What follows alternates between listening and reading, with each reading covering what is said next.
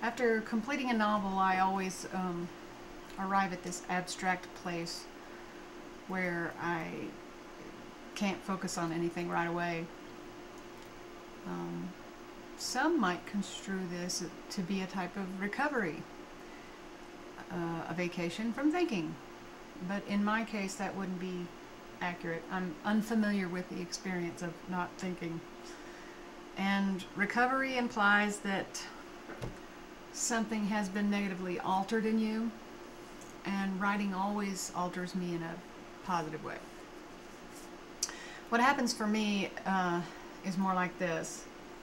I've created something wonderful that took a long time and was sometimes difficult and even painful, but which has produced something beautiful. It's very much like childbirth, but then there's the afterbirth, pardon the image. There's there's this big mess to clean up. Things need to be wiped down and put back where they go in the room, tidied up again. Except all this takes place inside my head.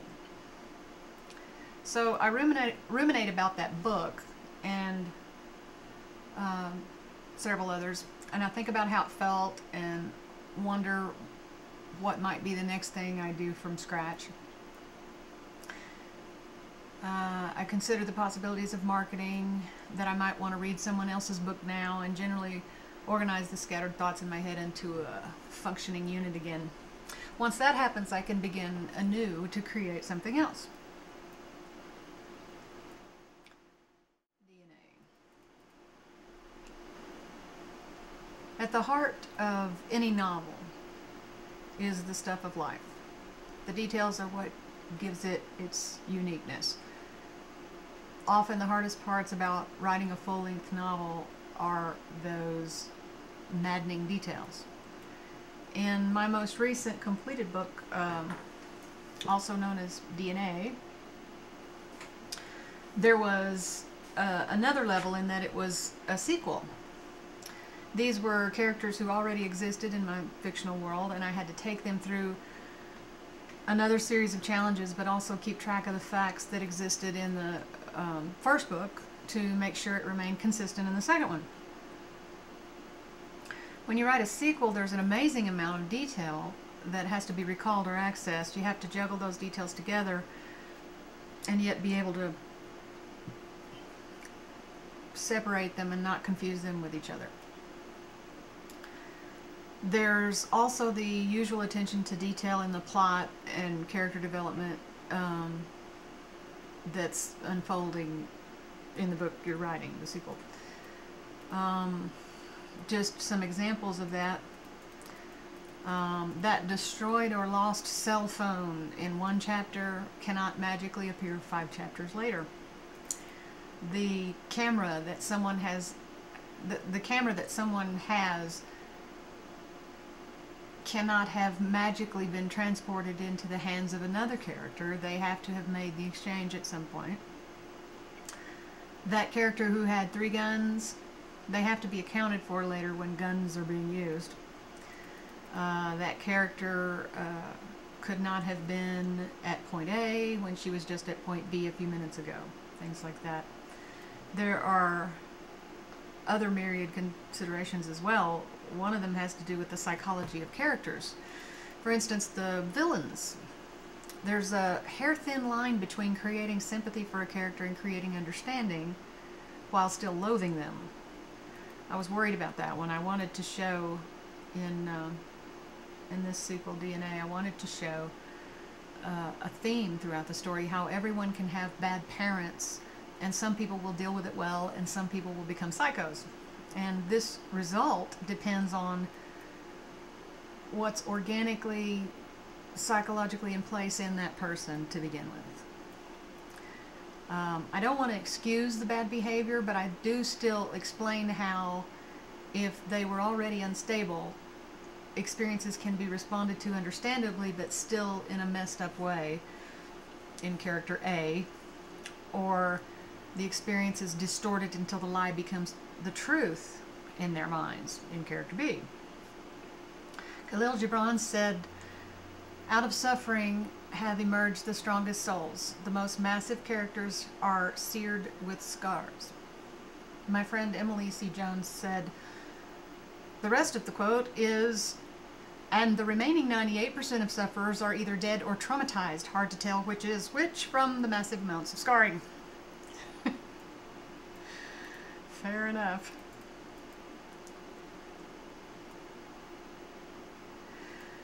When writing a new book, I will often start with whatever scene inspired me to write it in the first place.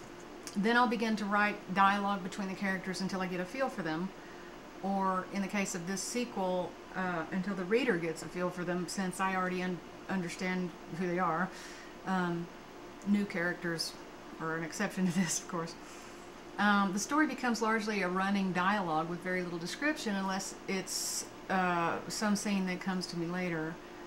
I believe wholeheartedly in the abilities of the characters to tell you their story.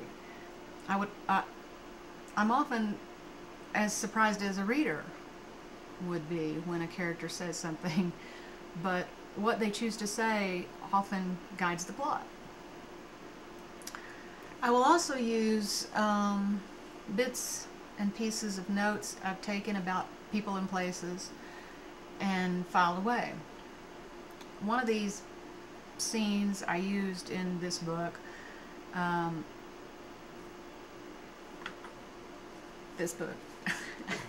shared it with another writer friend of mine.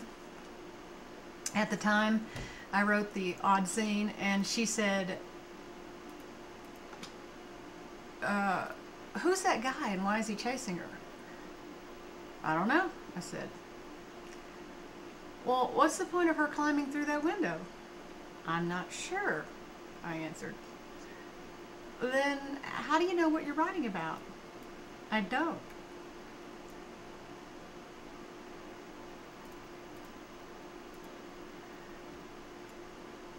And that's the point.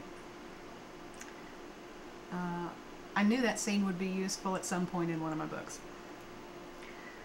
I write organically, and I want to experience the story as it unfolds so that I can enjoy it just as a reader would. That way I have a clear idea of how it might affect the reader by knowing how it is affecting me. And this method also ensures that I will never tire of the process or get bored with the story, because I don't really know what's going to happen or where it's all going to end. This doesn't mean I don't clean it up and make everything work in concert later, but I just save that for one of the editing phases. On this book, I initially jumped ahead to a halfway point and wrote a few chapters and then ahead again to the end. I actually got to the end of the book. I usually don't like that because, as I said, I don't want to know what happens that quickly, though having finished the book, the ending took place elsewhere and was slightly different, so it was still quite satisfying, even though I had an idea of what would happen. For this story, it was more about the journey than the end. Writing to the end only gave me around 100 pages, though, and using mostly dialogue. And naturally, that's not enough to make it a book. It's tempting to say, maybe this is just a long story, or at best a novella. But I know from experience that it only indicates I've not fleshed it out enough and I haven't done the hard work. The story will fill out after I find all the right components to make that happen. I research and I use details about places and people that are largely authentic as much as possible. In those research details, more ideas usually emerge. For instance, I found a location that quite by accident had the same name as a meaningful word in the previous book, what I call a happy accident, and I used it, allowing the character to notice that synchronicity as well. I wrote about using Google Maps when I write my books, and there's a reason for that. I can get all the details I need for moving my characters around, and in the process I gain grist for the creative mill. I trust that process because I've done it so many times. So the initial problem after that first 100 pages was that the first person point of view was limiting the story. Somehow it worked for the first book, but this one seemed different. I still didn't want to lose that point of view, though, because it was such an integral part of the first book, that voice, that main character. So I used first person with that main character, and when I needed to show the other characters without her in the scene, I would tell their story in third person omniscient, always cueing the reader by using a different chapter each time I did that. That opened the story up immensely and solved the problem. So then I had to start looking for several things. Were there enough characters to fill out the story? Did I need to add a few new ones? Yes, and I did.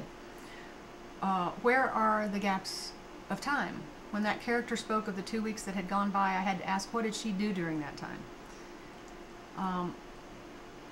How do the new characters interact with the main character, and what's their backstory? Can there be an unexpected alliance between two characters? What's that dynamic like?